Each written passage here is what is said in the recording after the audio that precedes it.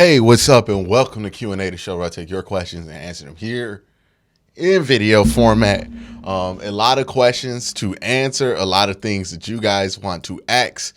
So, I'm just trying to get into it. So, let's just jump into it. The first question is from Sean P. Sean P.'s question is, hey Q, what do you think of hiring Jim Schwartz means for free agents like Anthony Walker, Sione Taki? Do you think these guys have a place on the roster? Keep up the great work.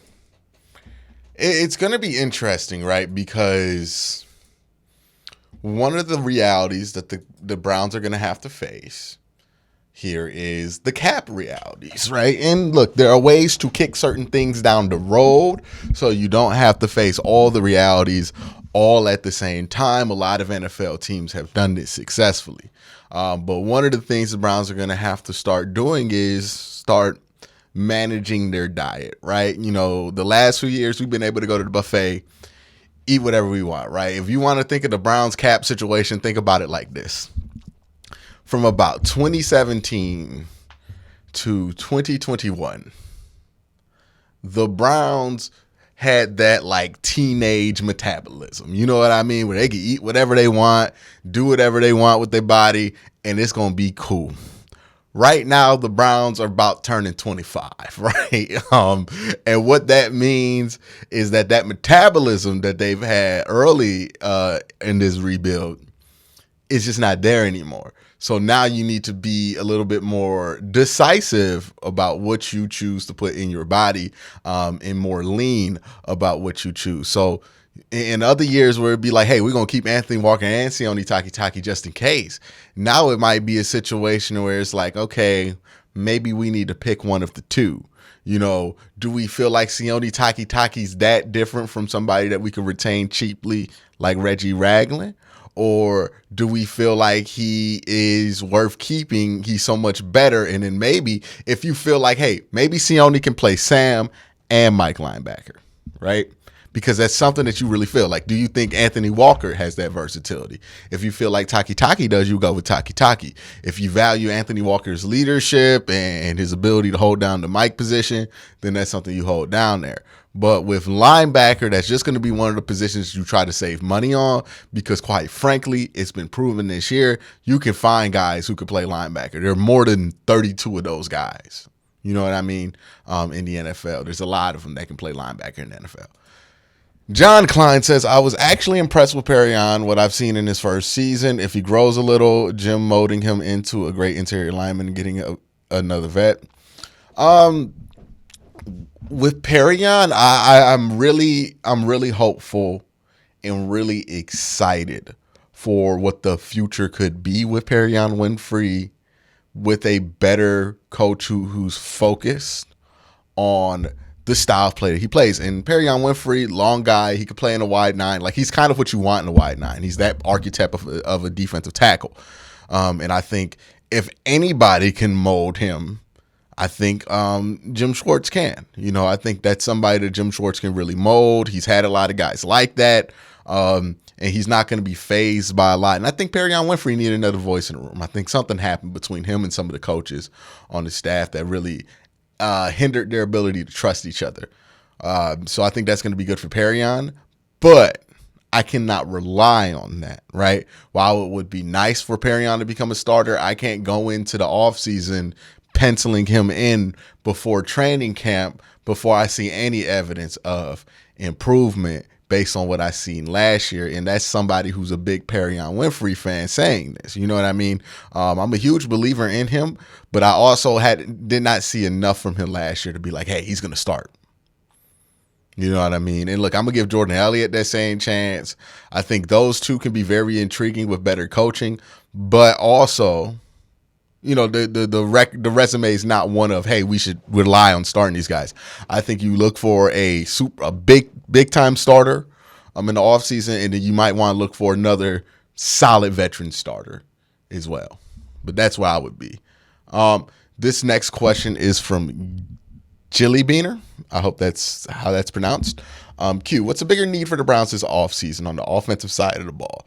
Wide receiver depth or Oh no, my bad. Wide receiver or depth at offensive tackle, and should we prioritize one of them in the draft versus free agency? Yeah, tackle depth's a weird thing to address. Honestly, I don't really have that many worries about the Browns' tackle depth.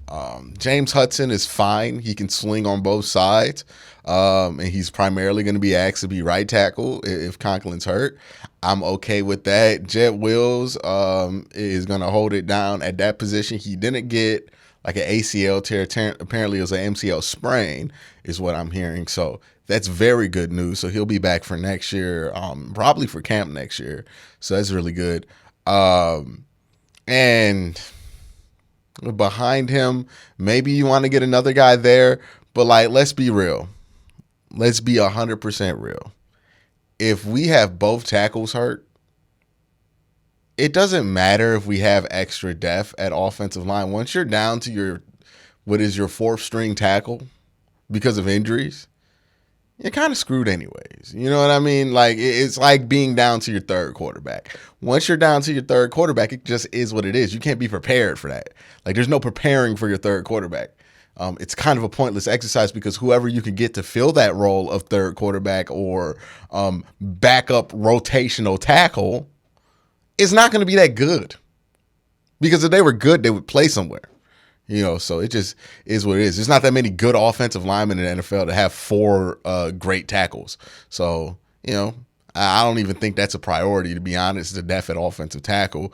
I think wide receiver is more of the important spot there because you can make use of extra wide receivers, right? If you have 5 good wide receivers, then you can run packages with 5 of them on the field. If you have 4 good offensive tackles, you can run that package out there with 2 of them on the field and maybe 1 on third down. You see what I mean? You can make infinite more use of extra depth at wide receiver than offensive tackle. Even though it might make people feel better, the depth at offensive tackle is just not going to be that useful. Because even if guys get injured, it's not like a backup offensive tackle is a good offensive tackle. Because, again, there's not like 32 great offensive tackles in the NFL. There's like 20 good ones. So everybody else is just kind of after that. But I hope that answered your question. Next question comes from Aaron, who says, do you think it was a talent or a coaching issue at defensive tackle this past year? And what led to the issues that would... I think it was for both, to be honest. I think talent maybe just didn't trust what coaching was putting them in to do, and coaching wasn't putting them in positions to trust coaching. You know what I mean? Like, it kind of like built in on itself. And I think that's what happened with both sides of with the defensive line, is that just people weren't trusting where they were supposed to be. The room seemed to have gotten that funk in it. You know what I mean? Like, when that, you know what that funk is.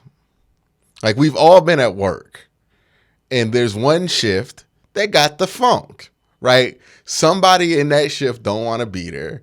They don't ever shut up about not wanting to be there. And you, who maybe you don't love being at work, but you okay with it. You just hate hearing this person talk about how much they hate being at work. So now you got the funk. And now everybody got the funk, right? Like, we've had those shifts where it's like, man, now everybody got the funk. And I think that defensive line room had the funk in it. Like, I think Jadeveon was so goddamn grumpy in the second half of this season that people actually started listening to it because the defensive coaches weren't offering any solutions worthwhile. So people started listening to Clowney, and that just gave everybody the funk, right? The thing with Clowney is that you're not supposed to listen to it. Like, no disrespect to him, but like, he just be mad sometimes. And dudes that just be mad sometimes, you just kind of got to not listen to him all the time, because then you'll get that funk. But when you're in a position where you feel like you got to listen to that dude, then all of a sudden you're going to get that funk on you. And that's why you don't be paying attention. That's all I'm saying there. I hope that makes sense. For those of us who have worked certain jobs, I think that will make sense. Aaron, I hope you are one of those people who can relate to that. The next question comes from Algorithm, who says, who do you feel, what do you have on the menu for free safety? Could JOK fill that role? No, I don't. We talk about position changes real casually. We really do. No, JOK is not going from will linebacker to free safety. He's not even going from will linebacker to strong safety. He's not a strong safety. I know people like see him and he doesn't look big, and everybody thinks that linebackers should be big because they were big 10 years ago. It really doesn't matter. Jim Schwartz said as much. It's about your presence. It's about how you attack. And he attacks fine. He doesn't get caught up in blocks. He's quick, but he's not fast. You know what I mean? Like, he doesn't run like a 4.44 or something like that. He's like a 4.6 guy, but he's quick. So he's a linebacker. He's a will linebacker. That's what his position is going to be. And in a wide nine, he's going to be even more useful because he's going to be asked to cover more space and hold tight ends. So, yeah, I think JOK is fine at the position he is. I think with better coaching, somebody who has a better grasp on what to do with a guy like him, I think he's going to be fine. This is not Madden. We cannot just change people to different positions in the NFL. Like, that's just not how that works. Because if JOK played free safety, he'd be terrible. He'd be cheeks at free safety. It's a completely different position. Honestly, free safety and strong safety is a different position. They just teach both of it. Even corner to free safety is like, nah, you can't just put a corner at free safety. It hardly ever happens. And when it does, it only really happens with very old veteran players. And even then, it doesn't happen that often. But we talk about it like casually, like, nah, man, nobody's going from linebacker to free safety. That's just not happening. Maybe a free safety goes to linebacker, but that doesn't even happen that much. Like, we talk about position changes with the casualness that just is kind of ignoring the real life realities of what it takes to play free safety versus what it takes to play linebacker.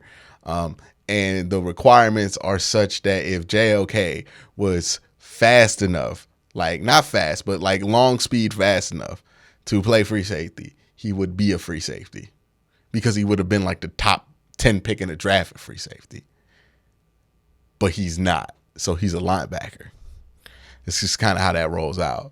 Zev with the question, hey, do you think JOK fits Jim Schwartz's defense? Yeah, I kind of touched on this. I think he absolutely does fit Jim Schwartz's defense. Yo, Q, I really need this question answered. Tell me your thoughts on the Bill Callahan extension. Do you think it has an implication on Stefanski? Yeah, I think Stefanski's pretty safe, man. I think everybody is safe for this year, but like unless they have to disappoint. Like everybody's safe for this year because here's why I think. Everybody's pretty much believes this team's going to make the playoffs. And the only thing that can get everybody fired is if this team misses the playoffs by like a gigantic margin. If that doesn't happen, everybody's safe. So I think everything's pretty secure there for Kevin and company. Iceman, the boss, says, do you think we should cut JOK? Saw DeQuell. I don't think he said cut. I just think he didn't say he don't think Schwartz, he's a scheme fit. I disagree with DeQuell. Look, DeQuell Jackson, and his take basically was that JOK is not disciplined enough and he's not fundamentally sound enough to play the position. And I understand why somebody like DeQuell Jackson would say that because DeQuell's career, he was the disciplined, fundamentally sound guy. But that's just not how everybody needs to be. And I think that's more or less him being biased towards the style of linebacker that he was versus looking at what new players are doing and what new guys are doing. Not saying that he's ignorant to what's going on in the game, but he favors what he was in this game, right? And this happens with former players where they favor the type of player that they were. You know, that's just how that works. Like if you used to do something, you're going to like the people who do it like you used to do it because that's what you're familiar with and you like things you're familiar with. So I'm not like shading him for this, but JOK is a playmaker. DeQuell Jackson, when he was in Cleveland, was a tackle leader, but he was never really a playmaker in that sense. Like we didn't look at DeQuell Jackson as like one of the best playmakers on the team and the reason the Browns had a good defense. And that's because he was kind of a workman. And there's nothing wrong with being a workman. Like Anthony Walker is a workman. Sione Takitaki is a workman. Reggie Ragland is a workman. Like these are all guys that I like. But you also need guys who are willing to make plays and able to make plays. And JOK is one of those. I get why DeQuell would not like JOK for those reasons. But also you need dudes like JOK because when you have a team full of DeQuell Jacksons, you have a you have a defense that doesn't make very many plays, and this defense needs playmakers. So JOK, yeah, I don't agree with them on that take at all. But that's it for this week's Q&A. You guys have a great day. Have an even better night.